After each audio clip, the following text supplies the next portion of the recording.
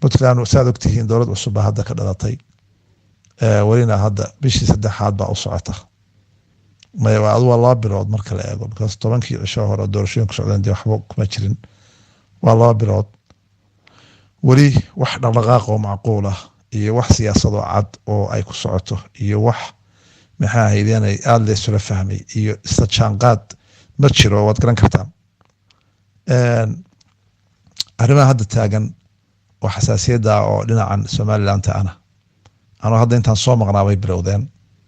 laakiin xiriiraan sameynay mushkiladda hadda jirta oo muuqata oo aan qarsoonayno waa hadda ninka jooga Qardho waad mabadin uu ogyahay nin hadda raba dalka inuu u qabto qoladan inuu ogyahay laakiin aanu ahayn nin mucaarada sida hadda wuxuu wado raadna inagu inuu kuleenahay lug baan ku leenahay oo dad badan oo inaga baa la jooga waxana hadda iyagu aad madiinay wadaan marka arrintaas waad garan kartaan jaaniska hadda laga faa'iideystana waxa weeye waa intaan hadda kasoo sheekeynayay oo dowladana aan weli futaa dhulka dhigin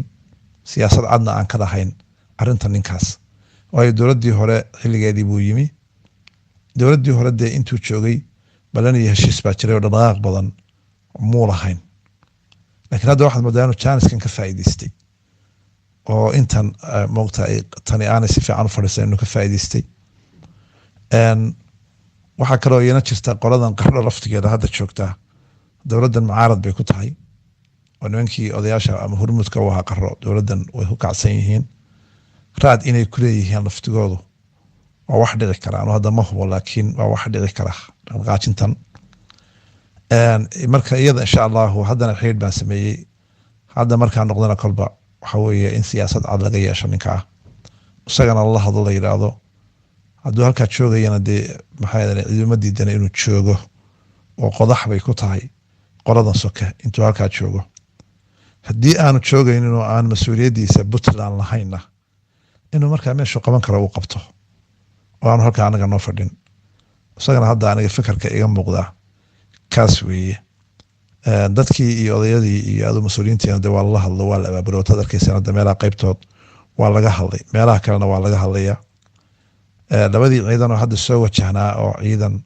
tukara ka tagay midna xagga ay kaga soo dareen ciidankaasi awal dhinacan u soo jeeday Xingarooriyo laakiin hadda kacdoon kadib way bedeleen xogta xalay ugu dambeysay aan hayay way bedeleen waxayna u bedeleen dhinaca biyo guduud oo way weeciyeen xalay wuxuu joogay xogtaan hayo darar weyne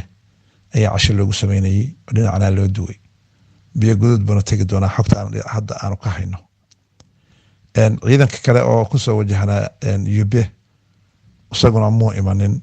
laakiin wali ciidankaasi waa ku wajahan yahay Yube warkaan hayno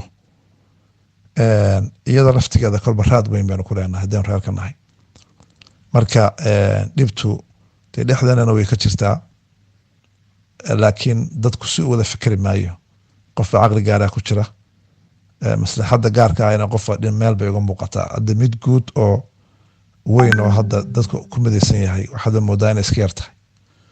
marka anigu taasna warkaan ka hayaa inta weeye qorshaha hadda ugu muhiimsan waxa weeye markii Ilaahay ogolaado aan anigu ku noqdo dalkii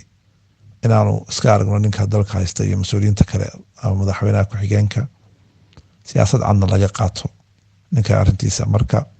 wararkayga aan ku soo koobaya waynaha